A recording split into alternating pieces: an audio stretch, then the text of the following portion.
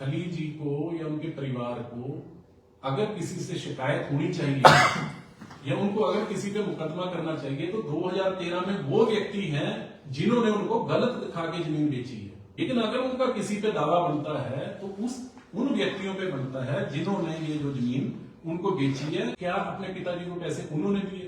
उन्होंने पैसे दिए थे तो क्या इनकम टैक्स रिटर्न में उन्होंने इसका उस समय कोई उल्लेख किया था? अगर इनकम टैक्स की रिटर्न श्री दिलीप सिंह राणा जी अलग भरते हैं, उनके पिताजी भरते हैं या नहीं भरते हैं, उनकी एक अपनी बात है। श्री दिलीप सिंह राणा जी का कोई लीगल लोकस स्टैंडी ही नहीं है।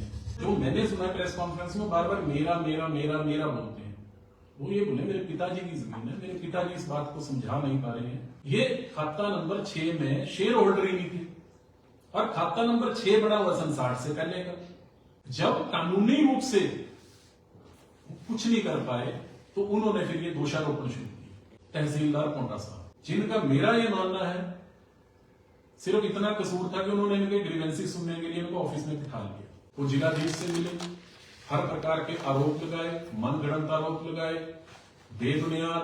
अब इंक्वायरी कमेटी उनको बार बार बुला रही है और वो बहाना बना रहे हैं। जो प्रेस कॉन्फ्रेंस में ऑन रिकॉर्ड उन्होंने आपके सामने कहा कि मुझे दस्तावेज नहीं मिल रहे।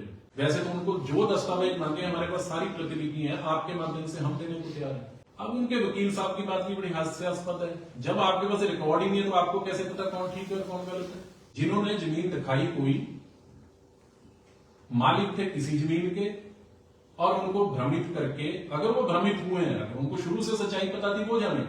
अगर आप इसको पढ़ पाए तो ये श्री ज्वालाराम सन ऑफ श्री हरिया निवासी भिलाइना, जो श्री दिलीप सिंह राणा जी के पिताजी हैं, उनकी व्यक्तिगत खरीद है। ये उनकी सेल्फ एक्वायर्ड प्रॉपर्टी है। ये दादागाही जमीन नहीं है, पुश्तैनी जमीन नहीं है, ये उनकी सेल्फ एक्वायर्ड प्रॉपर्टी है। सबसे पहले इस जमीन का जो लीगल स्टेटस है, जब तक श्री दिलीप सिंह राणा जी इस बात को स्पष्ट ना करें कि इस जमीन में जो ज्वालाराम जी हैं, जो उन्होंने इस जमीन को खरीदा 43,20,000 रुपए में, जबकि इसकी जो सरकारी औसत है वो 1,60,00,000 रुपए थी, बहुत उससे कम में खरीदा। लेकिन जब ये खरीदी है 2013 में, तब 43,20,000 रुपया भी एक बहुत बड़ी रकम थी। क्या अपने पिताजी को पैसे उन्होंने दिए थे? उनको बताना चाहिए।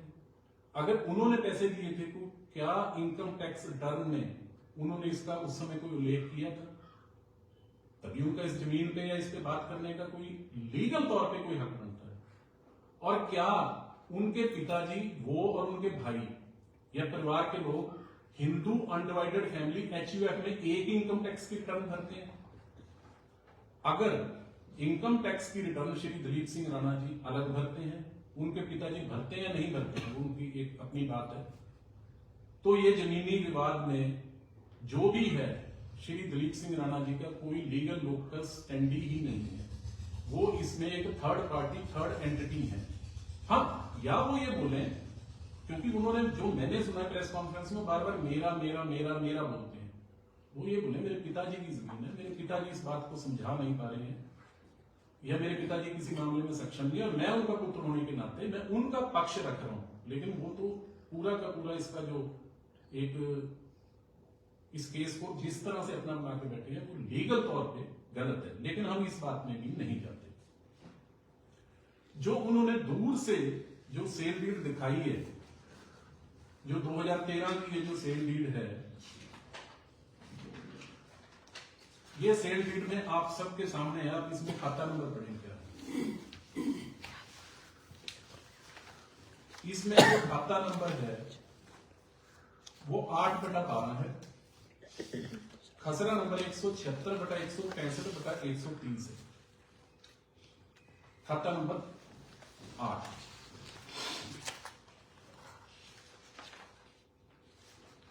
अब जिस जमीन की श्री दिलीप सिंह राणा जी तकसीम पार्टीशन प्रोसीडिंग्स के सवाल उठा रहे हैं, और जहां पे उन्होंने सारा ये भ्रम फैलाया हुआ है, वो जो जमीन की प्रोसीडिंग्स पार्टीशन की चल रही हैं वो सारी की सारी चल रही हैं खाता नंबर 6, वो सारी की सारी खाता नंबर 6 में चल रही है। अब ये पार्टीशन प्रोसीडिंग्स, जैसे वो कहते हैं कि रातों रात ही पता नहीं क्या भूचाल और भूकंप आया है, ये कोई रातों रात नहीं आया। पार्टीशन प्रोसीडिंग्स जो हैं वो माननीय अदालत assistant collector second grade Paonta Sahib के समक्ष ये पार्टीशन प्रोसीडिंग बिमला देवी बनाम हेमलता अजय आदि जो ये पार्टीशन प्रोसीडिंग्स चली वो चली है खाता नंबर 6, खसरा नंबर 164/130। अगर मैं आपको दिखा पाऊं, ये खसरा नंबर अलग अलग है, खाते भी अलग है, 8 और 6 में बहुत फर्क है, खसरे भी अलग अलग है, ये बिल्कुल अलग अलग खसरे हैं। जिस केस में पार्टीशन प्रोसीडिंग्स माननीय असिस्टेंट कलेक्टर सेकंड ग्रेड या सामान्य भाषा में नायब तहसीलदार साहब के पास चली हैं, उस जमीन में, उस खाते में, उस खसरा में श्री ज्वालाराम जी यानी खली जी के पिताजी ना हिस्सेदार हैं ना हिस्सेदार थे। इन्होंने जब ये 2013 में जमीन खरीदी है वो अलग खसरा नंबर है, और पार्टीशन प्रोसीडिंग्स का एक सीधा सा नियम है Himachal Pradesh land revenue act के हिसाब से कि जो उसमें हिस्सेदार नहीं है ना तो उसको पार्टी बनाया जा सकता है, ना उसको बुलाया जाएगा, ना उसको पूछा जाएगा। ये सिद्धांत है, तकसीम का सिद्धांत है। आप नॉन एंटिटी हो, आप उसमें शेयर होल्डर नहीं हो, आपको बुलाया नहीं जाएगा। और दूसरा, इसमें जिस तरह से उन्होंने असल में दबाव बनाने को, इसमें श्री ऋषभ शर्मा माननीय असिस्टेंट कलेक्टर फर्स्ट ग्रेड सामान्य भाषा में तहसीलदार पोंटा साहब, उनको बीच में घसीटने की कोशिश की। ना तो ये पार्टीशन प्रोसीडिंग माननीय तहसीलदार साहब के समक्ष प्रस्तुत हुई, ना इसमें मोड ऑफ पार्टीशन माननीय तहसीलदार ऋषभ शर्मा जी ने बनाया, ना इसमें किसी भी स्तर पे फाइल उनके पास आई। यहां 2 अदालतें हैं, सहायक समर्था द्वितीय श्रेणी प्रथम श्रेणी, दोनों के पास बराबर की शक्तियां हैं, दोनों के पास बराबर का ये एचपी लैंड रेवेन्यू एक्ट के हिसाब से पावर्स हैं। केस रोटेशन की वाइज कोई एक उधर प्रस्तुत होता है, एक इधर होता है, एक उधर, और इसको डिवीजन ऑफ एक वर्कलोड के तहत होता है, और एक ही के पास सभी काम ना हो। इसमें जो भी दखल तक की कार्रवाई हुई है वो माननीय नायब तहसीलदार साहब ने की है, और इसमें दखल हुआ और दखल के इंतकाल हुए। दखल का मतलब ही समझिएगा, दखल का मतलब यही है कि अगर कोई आदमी किसी जमीन में दाएं या बाएं कोई इंक्रोचमेंट है, कोई देसी भाषा में दौड़ का है कि किसी की दौड़ इधर की उधर है, या जमीन को लेकर उसके कब्जे को लेकर या कोई भी उसकी स्थिति स्पष्ट नहीं है, तो जब पार्टीशन हो जाती है उसके बाद एक बार फिर से फाइनल इसकी डिमार्केशन करके उसमें किलियां लगा दी जाती हैं, पक्के निशान कायम करके। जो दखल शब्द है, नाम ही दखल है, और उसमें वारंट ऑफ पोजेशन की वो तामील करा दी जाती है। उसका नाम इंग्लिश में वारंट ऑफ पोजेशन है और हिंदी में उसका नाम दखल है। मौके पे मालिक जिसके हक में तकसीम हुई होती है, और दूसरों को भी जो जो खसरा नंबर दिए कटे होते हैं, अलॉट होते हैं, वहां पर दखल देके उनको बोल दिया जाता है ये आपकी जमीन है, आज के बाद यहां पर आप खेती करो। और इसमें भी प्रक्रिया का इसी का ही बिल्कुल पालन होगा। अगर इसमें कोई एतराज आता तो इस पार्टीशन प्रोसीडिंग में एतराज उन लोगों का आना चाहिए था जो खसरा नंबर 164/130 खाता नंबर 6, मैं फिर दोहराऊंगा, जिसमें ज्वालाराम जी खली जी के परिवार का कोई भी सदस्य शेयर होल्डर नहीं है, वो आदमी एतराज करता जो ये बिमला देवी बनाम अजय हेमलता आदि केस में शेयर होल्डर होता। ऐसा कोई भी एतराज, कोई भी अपील इस केस में नहीं हुई। अब एक लेटर स्टेज पे जरूर एक शेयर होल्डर कोई देहरादून से है, उन्होंने एक अपील लगाई है कि मुझे सही से समन नहीं है, लेकिन उससे भी श्री दिलीप सिंह राणा जी के परिवार का कोई लेन देन नहीं है। अब दूसरी बात, वो बोलते हैं कुछ रातों रात हुआ। ये जो खसरा नंबर जिस पे मेरी उंगली है, इसकी प्रतिलिपि आप सबको आज हम देंगे। ये सन 1960 से भी पहले का कटा हुआ खसरा नंबर है। श्री दिलीप सिंह राणा जी का परिवार या उनके पिताजी ने जो जमीन खरीदी है बगल के नंबर में, वो 2013 में खरीदी है और ये 1960 से पहले का बना ततीमा है। और अगर 1960 का जो बना ततीमा है, उस ततीमे के अंदर ततीमे कटे हैं, उसका फर्दर डिवीजन हुआ है। पहले कभी इनका भी डिवीजन हुआ होगा 1960 से पहले, 58 के आसपास। इस ततीमे के अंदर फिर ततीमे कटे हैं। जो लोग इसमें मालिक थे उनको आपस में अलग अलग हिस्सा, जैसा जैसा भी प्रक्रिया है विभाजन की, उसके तहत उनको नंबर दिया। अब श्री खलीजी इसकी अपील में क्यों नहीं गए? अगर ये तकसीम गलत थी, जो सबसे पहली प्रक्रिया है, इतने अनजान तो बन नहीं सकते या उनके पिताजी या परिवार के लोग, उनको नहीं पता था कि इतनी बार कैसे पता था उनको। मैं अगले उसमें ये भी पटाक्षेप कर दूंगा कि कैसे पता था कि तकसीम हो गई है। इसकी जो अगली अपील है वो सब डिविजनल कलेक्टर, सामान्य भाषा में एसडीएम, उनके पास होती है। उन्होंने अपील क्यों नहीं की? क्योंकि वो अपील कर ही नहीं सकते थे, क्योंकि वो इस डिवीजन में शेयर होल्डर ही नहीं थे। और शेयर होल्डर नहीं थे इसलिए इस तकसीम की कार्रवाई में वो नॉन एंटिटी थे, वो स्ट्रेंजर थे, इसलिए वो अपील भी नहीं कर सकते थे। फिर उन्होंने क्या किया? उनको इस तकसीम बारे, हालांकि मैं जो भी बात कर रहा हूं मैं श्री ज्वालाराम जी के बारे में बोल रहा हूं, क्योंकि हमारा जो लिटिगेशन है सिविल कोर्ट में वो श्री ज्वालाराम जी के साथ है और एक श्रीमती जसबीर कौर के साथ है। अब उन्होंने एक सिविल सूट दायर किया, हालांकि कोर्ट डॉक्यूमेंट है, पर मैं अगर इसका कोई भी अवलोकन करना चाहेगा तो वो बाद में कर सकता है, पर मैं हल्का सा इसको आपको दिखा देता हूं। ये उनके सिविल सूट की कॉपी है। इसका टाइटल ये है जी, केस नंबर ये है जसबीर कौर एंड ज्वालाराम बनाम वीरेंद्र सिंह एंड बिमला, मेरे क्लाइंट। 12/8/2025 को यानी अगस्त में इन्होंने यह सिविल सूट दायर किया। इस सिविल सूट में भी इन्होंने क्या कहा कि हम खाता नंबर 8 के मालिक हैं, उसमें भी शेयर होल्डर है। 6 की बात ही नहीं हुई। इन्होंने एक सिविल सूट जो दायर किया है वो भी उसमें इन्होंने कहा है कि हम खाता नंबर 8 में मालिक हैं। 6 का इन्होंने कोई जिक्र नहीं उसमें किया, क्योंकि कर नहीं सकते। ये जो केस है इसमें भी अभी तक इनको कोई अंतरिम राहत माननीय अदालत की तरफ से नहीं मिली। ये केस लंबित है।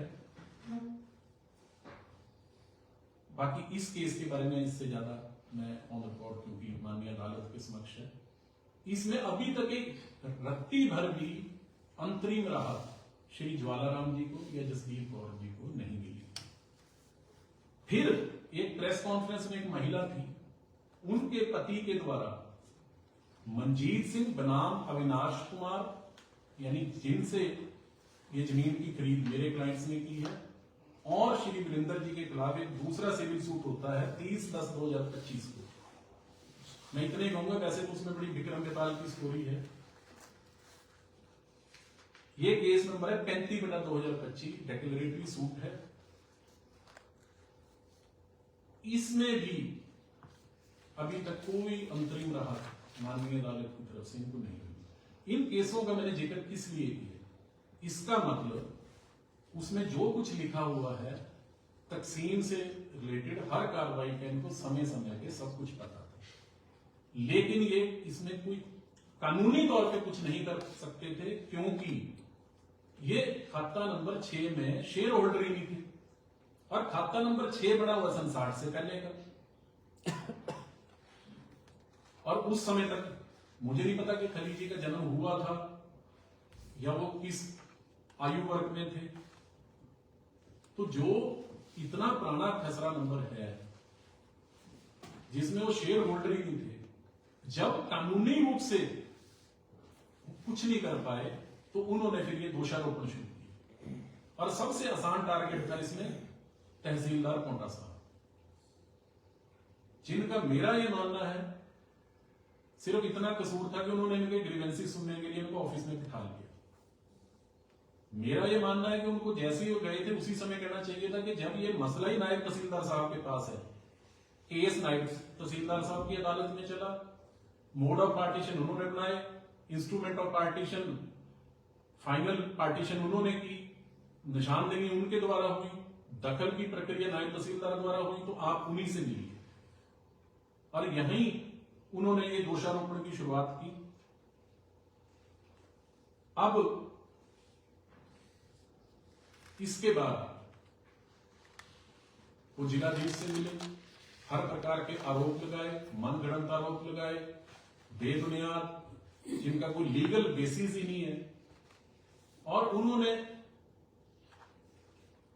जिलाधीश महोदय पे भी, क्योंकि एक बहुत बड़ी पर्सनैलिटी है, इससे तो कोई इनकार नहीं किया जा सकता, वर्ल्ड फेमस है, बहुत मशहूर है और सरकार के दबाव में आ सकती है। और माननीय जिलाधीश महोदय ने एक इंक्वायरी कमेटी बनाई। अब इंक्वायरी कमेटी उनको बार बार बुला रही है और वो बहाना बना रहे हैं, जो प्रेस कॉन्फ्रेंस में ऑन रिकॉर्ड उन्होंने आपके सामने कहा कि मुझे दस्तावेज नहीं मिल रहे। यही शायद एसपीएम साहब ने भी अपनी प्रेस कॉन्फ्रेंस में कहा। वैसे तो मैं पूछना चाहता हूं कि जब सिविल कोर्ट में आपने मुकदमा किया है, आप वहां जो आपके वकील हैं, मैं नाम नहीं लूंगा, आप उनसे ले लो डॉक्यूमेंट, सारे डॉक्यूमेंट तो उनके पास होंगे। और अगर उनको फिर भी डॉक्यूमेंट्स नहीं मिल रहे हैं तो क्या उन्होंने लिखित में एसडीएम साहब को कोई आवेदन किया? क्योंकि जो मैं प्रेस कॉन्फ्रेंस सुन पाया माननीय एसडीएम महोदय की, उन्होंने बड़ी तर्क संगत बात की कि हम जल्दबाजी में कुछ नहीं करेंगे और जबानी कुछ नहीं होगा, जो कुछ अब होगा वो रिटर्न में होगा।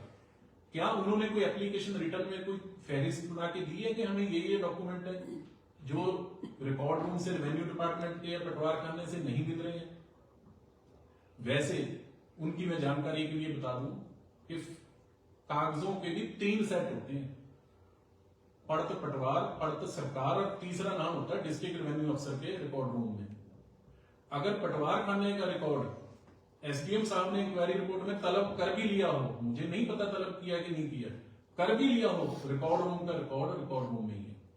क्या वो फार्म भर के बता सकते हैं कि उन्होंने फार्म पे 20 रुपए की टिकट लगा के अप्लाई की है नकलें? वैसे तो उनको जो दस्तावेज मांगे, हमारे पास सारी प्रतिलिपि है, आपके माध्यम से हम देने को तैयार है। साथ में एफिडेविट भी देंगे लिख के कि सारे दस्तावेज मूल प्रतिलिपि की फोटोकॉपी है, सर्टिफाइड कॉपीज की प्रतिलिपि है। आप पत्रकार साथियों के माध्यम से हम उनको कॉपी देने को तैयार है। पर क्या उन्होंने अप्लाई की है? अप्लाई करने के बाद ही तो पता चलेगा ना कि मिल रहा है कि नहीं मिल रहा।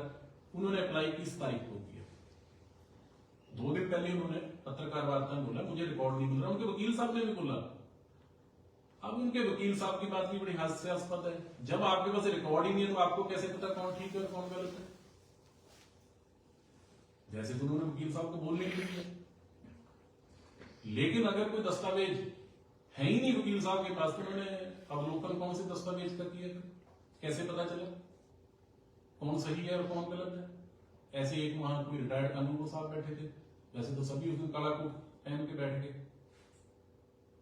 क्या कानूनगो साहब ने फिर कागज पढ़े थे? उन्होंने कहा मैंने सारी फाइल देख ली। अगर सारी फाइल देख ली फिर कागज है उनके पास। तो ये विरोधाभास उनकी अपनी बयानों में कैसे है? ये सारा का सारा जो ये है कि जो रायता उन्होंने फैलाया है उसके छिंटे उन्हीं के ऊपर गिर रहे हैं। उन्होंने ये जो खाता नंबर 6 और 8 के बीच का रायता फैलाया है, खलील जी को या उनके परिवार को अगर किसी से शिकायत होनी चाहिए या उनको अगर किसी पे मुकदमा करना चाहिए तो 2013 में वो व्यक्ति हैं जिन्होंने उनको गलत दिखा के जमीन बेची है, जिन्होंने जमीन दिखाई कोई मालिक थे किसी जमीन के और उनको भ्रमित करके, अगर वो भ्रमित हुए हैं, अगर उनको शुरू से सच्चाई पता थी वो जाने, लेकिन अगर उनका किसी पे दावा बनता है तो उन व्यक्तियों पे बनता है जिन्होंने ये जो जमीन उनको बेची है, श्रीमती रंजीत कौर, जसबीर कौर और श्री देवराज। इन पे करेंगे मुकदमा, जिन्होंने उनको गलत जमीन दिखाई है। एक असली किस्सा भी है और एक बहुत बड़े ठग थे नटवर लाल जी, उन्होंने एक बार एक अंग्रेज को ताजमहल बेच दिया था और वो ताजमहल का कब्जा लेने भी चले गए थे कुछ दिन बाद। हालांकि फिर बड़ी हास्यास्पद वहां स्थिति होगी। ये भी केस कुछ ऐसा ही है। तकसीम की कार्रवाई बिल्कुल सही तरीके से और कोई रातों रात नहीं हुई, पूरी प्रक्रिया जो है। हालांकि इस केस में मैं कहूंगा 2024 में हिमाचल प्रदेश सरकार ने तकसीम के केसों को फास्ट ट्रैक कोर्ट में बदल दिया था। एसडीएम साहब के पास भी जो अपील जाती थी सेक्शन 14 में या दूसरी भी, वो भी 123 की जो कार्रवाई थी, डिमार्केशन की कार्रवाई थी, हिमाचल सरकार ने पूरी एक नोटिफिकेशन के तहत कहा था कि इसको डे टू डे बेसिस पे फास्ट ट्रैक पे चलाया जाए, दिन दिन की कार्रवाई की जाए, ताकि जो हजारों लाखों केसेस हिमाचल प्रदेश में लंबित है उनका जल्दी निपटारा हो। लेकिन इस केस में तो ये भी नहीं हुआ। ये एक साधारण तरीके से, एक समयबद्ध तरीके से ये पार्टीशन की सारी प्रोसीडिंग्स चली और इसके जो फाइनली दखल के जो इंतकाल है, जमीन के इंतकाल तो हो गए थे इनके, वीरेंद्र जी के, विमला जी के हो गए थे, लेकिन जो वारंट के दखल के इंतकाल थे वो भी लोक अदालत में हुए, जिसका नाम ही लोक अदालत है, जहां सैकड़ों लोग, गांव के नंबरदार, प्रबुद्ध लोग और हर वो व्यक्ति जा सकता है। लोक अदालत का मतलब ही है कि वहां एक लेमैन भी, गरीब से गरीब आदमी भी जाके अपनी समस्या रख सकता है, अपना ऑब्जेक्शन रख सकता है। लोक अदालत का पटवार खाने में जब होती है सबको मालूमात होती है। और लोक अदालत में क्योंकि वो एरिया माननीय नायब तहसीलदार जी के पास था, उनके समक्ष ये इंतकाल वहां पर हुए हैं। तहसीलदार श्री ऋषभ शर्मा वहां भी मौजूद नहीं थे क्योंकि उनके कार्य क्षेत्र में ये केस नहीं था। तो जिस तरह से उन्होंने तहसीलदार साहब के ऊपर दोषारोपण किया वो बिल्कुल गलत है। एसडीएम साहब ने अपने वक्तव्य में भी कहा कि हम डे टू डे बेसिस पे, हम जब सुबह आते हैं सबसे पहले इसी केस को डिस्कस करते हैं। यानी हजारों लोग जो एसडीएम ऑफिस में काम करवाने के लिए आते हैं या आना चाहते हैं, उनका काम प्रभावित हो रहा है।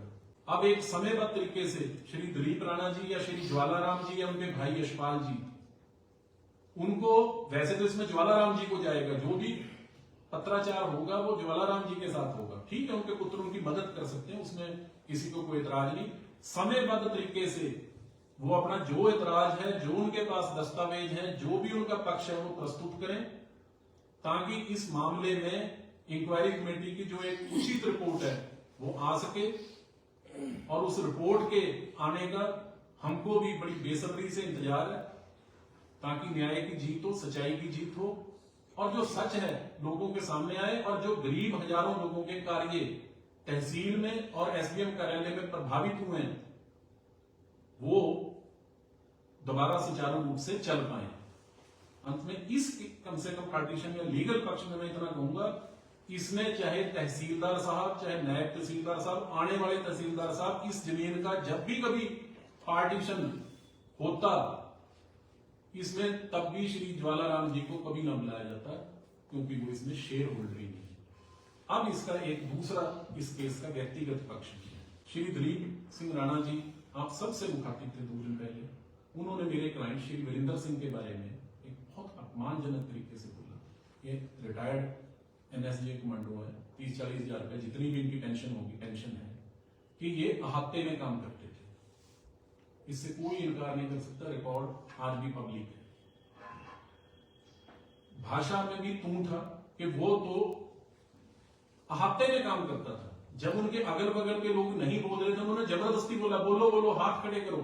सबने देखा, सबने सुना, लेकिन ना तो वो अहाता था, वो बकायदा एक फर्स्ट क्लास सुविधा संपन्न बढ़िया एक air condition bar and restaurant था, अहाता नहीं था। और ये वहां काम नहीं करते थे, ये वहां पर उसके अंदर जो काम था उसके मालिक थे। बिल्डिंग का मालिक तारूवाड़ा में मैं था। यहां से आप उनकी भाषा शैली या वो तथ्यों को किस तरह से तोड़ के मरोड़ के और अपने साथ बैठे लोगों से जबरदस्ती हाथ खड़ा करवा के, जिनको पता भी नहीं होगा इस बात का कि वो रेस्टोरेंट था कहां, क्यों तारूवाड़ा में ट्रक यूनियन के साथ कहां था, कोई फ्रेंड्स क्लब था, उन्होंने उसका नाम रखा हुआ फ्रेंड्स क्लब था। इसी तरीके से वहां पर जो लोग भी लाए गए, मैं उन सभी को व्यक्तिगत तौर से जानता हूं। हालांकि मैं उनके केसों में कोई टिप्पणी नहीं करूंगा क्योंकि मैंने उनके केसेस को नहीं पढ़ा है, लेकिन एक कॉमन सेंस के साथ, एक कॉमन विजडम के साथ मैं इतना जरूर कह सकता हूं कि जब अदालत में या खासतौर पर रेवेन्यू कोर्ट में केसेस चलते हैं, तकसीमें होती हैं, कई बार तकसीम में एक तरफ, जैसे इस केस में तकसीम मांगने वाली विमला देवी थी, दूसरी तरफ 10 लोग थे, कई बार दूसरी तरफ 20-20, 30-30 लोग भी होते हैं और वो सभी संतुष्ट नहीं हो सकते। अदालत में एक आदमी पक्ष जीतता है, दूसरा पक्ष हारता है। जो हारता है शुद्ध होता है, उसको लगता है मेरे साथ गलत हुआ है। बहुत लोग अपील में जाते हैं, बहुत लोग उस अधिकारी को भी कोसते हैं, और ऐसे केसेस में पांवटा साहब में हजारों तकसीम के मसले जो हैं माननीय श्री ऋषभ शर्मा जी के समय हुए होंगे। मेरा यह मानना है जिनके हक में फैसला नहीं आया होगा, बहुत लोग उसमें नाराज होंगे।